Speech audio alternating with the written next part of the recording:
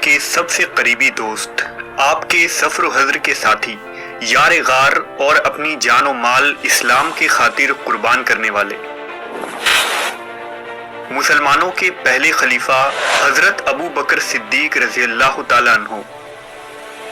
حضرت ابو بکر کے حالات و واقعات انتہائی دلچسپ انداز میں ہم اس ویڈیو میں پیش کریں گے۔ اس سیریز کے شروع ہوتے ہی آپ اس میں موے ہو کر رہ جائیں گے، کیونکہ کچھ واقعات ایسے ہی ہوتے ہیں جس میں انسان ڈوب کر رہ جاتا ہے اور ختم ہونے تک ابھرتا نہیں۔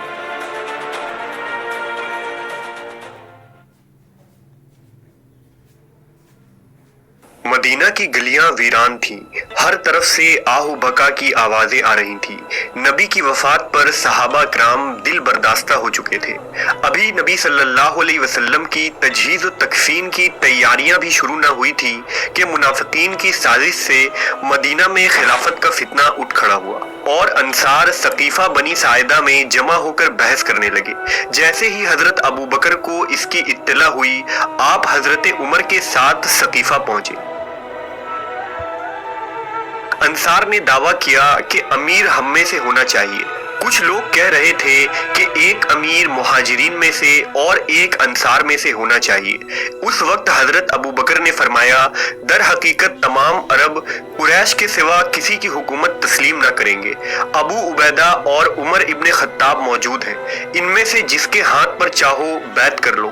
لیکن حضرت عمر نے فوراً حضرت ابو بکر کے ہاتھ میں ہاتھ دے کر فرمایا، نہیں، بلکہ ہم آپ کے ہاتھ پر بیعت کریں گے، کیونکہ آپ ہمارے سردار اور ہم لوگوں میں سب سے بہتر ہیں، اور رسول اللہ صلی اللہ علیہ وسلم آپ کو سب سے زیادہ عزیز رکھتے تھے۔ چنانچہ تمام لوگوں نے حضرت ابو بکر کی با اثر شخصیت کو قبول کیا اور بیعت کے لیے ٹوٹ پڑے۔ اس طرح یہ اٹھتا ہوا طوفان دفتن رک گیا اور لوگوں نے رسول اللہ صلی اللہ علیہ وسلم کی تدفین مکمل کی۔ حضرت ابو بکر اب مسند خلافت پر بیٹھ چکے تھے۔ آپ صرف عربوں کے ایک معمولی امیر یا بادشاہ کے عہدے پر فائز نہ ہوئے، بلکہ آپ نبی کے جانشین ہوئے تھے۔ اب اسلام کی تبلیغ اور اشاعت اور مسلمانوں کی حفاظت کی ذمہ داری حضرت ابو بکر کے کندھوں پر ڈال دی گئی تھی۔ حضور کی تدفین کے دوسرے دن آپ مسجد میں تشریف لائے اور منبر رسول پر خطبہ دیا۔ فرمایا، اے لوگو، میں تم پر حاکم مقرر کیا گیا ہوں، حالانکہ میں تم لوگوں میں سب سے بہتر نہیں ہوں۔ اگر میں اچھا کام کروں تو تم میری اطاعت کرو، اگر برائی کی طرف جاؤں تو مجھے سیدھا کرو۔ حضرت ابو بکر صدیق کو خلافت کے مسند پر آتے ہی مشکلات اور خطرات کا ایک پہاڑ نظر آنے لگا۔ سب سے پہلے مسئلہ ان لوگوں کا تھا جنہوں نے نبی صلی اللہ علیہ وسلم کی وفات کے بعد نبوت کا جھوٹا دعویٰ کیا تھا۔ ان جھوٹے مدعیان نبوت کی تعداد میں روز بروز اضافہ ہو رہا تھا۔ طلیحہ بن خویلد بنو غطفان میں، اسود انسی یمن میں اور مسیلمہ بن حبیب نے یمامہ میں نبی ہونے کا دعویٰ کر دیا تھا۔ یہاں تک کہ سجا بنت حارثہ نامی ایک عورت نے بھی نبوت کا دعویٰ کر دیا تھا، اور یہ مرض وبا کی طرح تمام عرب میں پھیل گیا تھا۔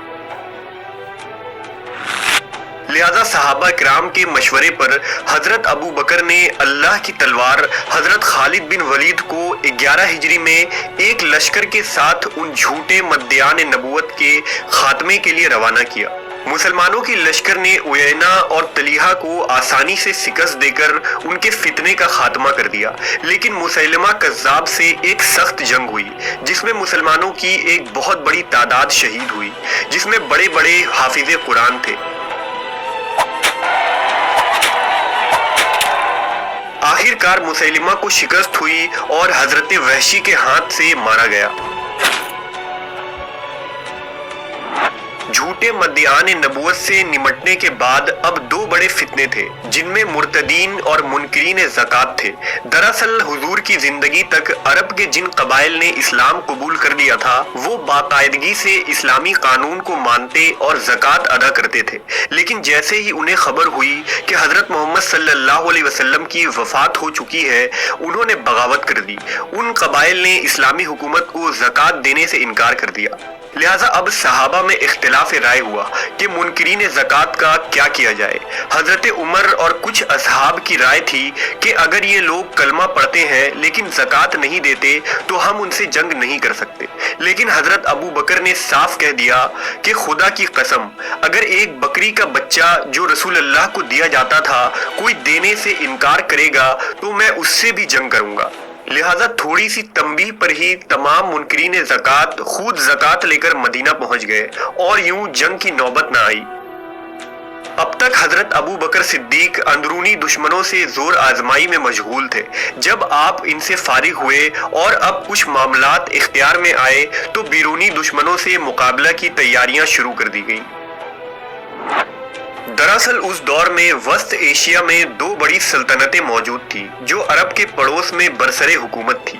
مشرق کی طرف عظیم ایران یا فارس کی ساسانی سلطنت اور مغرب میں شام سے یونان تک پھیلا عظیم رومی سلطنت، جنہیں اس وقت کا سپر پاور کہا جا سکتا ہے۔ ان کے فوج جدید ہتھیاروں، جنگی تکنیک اور اسلحوں سے لیس تھے۔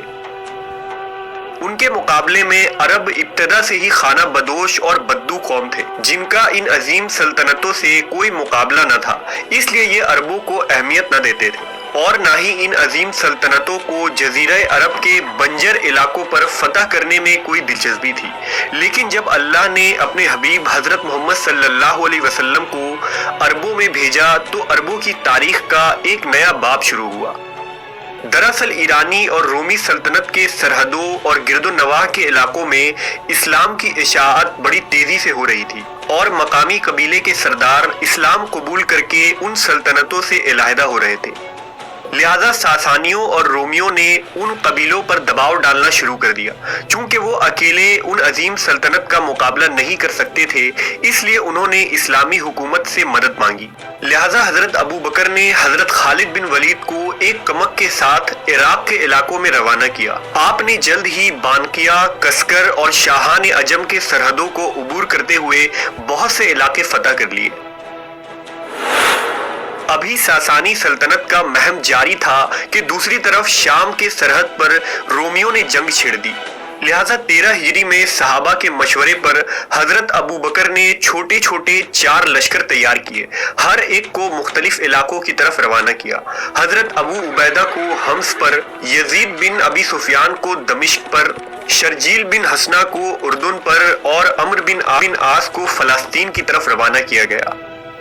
رومی سلطنت اس وقت دنیا کی سب سے طاقتور ترین سلطنت تھی اور ان سے زور آزمائی اتنا آسان نہ تھا۔ ان اسلامی لشکر کو راستے میں رومیوں کے چھوٹے چھوٹے فوجی ملی جن سے انہوں نے مسلسل جنگ جاری رکھا، لیکن انہیں اندازہ ہو گیا تھا کہ رومی فوج کی تعداد مسلمانوں سے کئی زیادہ ہے۔ لہذا حضرت ابو بکر کے حکم سے مسلمانوں کے تمام فوجی دستے ایک جگہ جمع ہو گئے اور حضرت ابو بکر نے خالد بن ولید کو عراق کے مہم کو چھوڑ کر شام جانے کا حکم دیا۔ آپ شام کی طرف روانہ ہو گئے۔ حضرت خالد بن ولید دمشق پہنچنے سے پہلے ہی راستے میں کئی علاقے کو فتح کرتے چلے گئے۔ 13 ہجری کے آخر تک دمشق اور مغرب کا بڑا حصہ اسلامی لشکر میں شامل ہو چکا تھا۔ حضرت ابو بکر کی مبارک شخصیت اور زندگی عظیم الشان کارناموں سے لبریز ہے۔ آپ تاحیات نبی صلی اللہ علیہ وسلم کے رفیق رہے اور جان و مال سے اسلام کے لیے قربانیاں دی۔ دور خلافت میں حضرت ابو بکر نے منکرین زکوٰۃ، مرتدین اور مدعیان نبوت کے فتنے پر جس طرح قابو کیا، اس سے یہ کہنا غلط نہ ہوگا کہ آپ نے حضور کے بعد اسلام کو دوبارہ زندہ کیا۔ حضرت ابو بکر نے جن علاقوں میں لشکر بھیجے، مسلمانوں نے حضرت عمر ابن خطاب کے دور میں اسے مزید وسیع کیا اور اسلام عرب سے باہر نکل کر پوری دنیا میں پھیل گیا۔ حضرت ابو بکر کے عہد میں ہی قرآن مجید کی تدوین اور ترتیب کا کام انجام پایا۔ آپ نے دینی مسائل اور تحقیق کے لیے افتاء کا ایک محکمہ بھی تعمیر کیا۔ حضرت ابو بکر نے خلافت کے اس 2 سال کے عرصے میں امت کے فلاح اور مضبوطی کے لیے ایسے اقدامات کیے جس کی مثال تاریخ میں کہیں نہیں ملتی۔ 22 جمادی الثانی 13 ہجری کو 63 سال کی عمر میں حضرت ابو بکر صدیق اس دنیا سے رخصت ہوئے۔ آپ نے حضور کے سچے جانشین ہونے کا حق ادا کیا۔ حضرت ابو بکر کی شرافت، صداقت اور خدمت کے لیے وہ الفاظ ہی کافی ہیں جو حضور نے آپ کے متعلق فرمایا تھا۔ نبی صلی اللہ علیہ وسلم نے فرمایا تھا کہ اگر میں اپنی امت میں سے کسی کو دوست بناتا تو وہ ابو بکر کو بناتا۔ مجھ پر جس کسی کا بھی احسان تھا میں نے اس کا بدلہ چکا دیا ہے، مگر ابو بکر کے مجھ پر وہ احسانات ہیں جن کا بدلہ اللہ پاک انہیں روز قیامت عطا فرمائے گا۔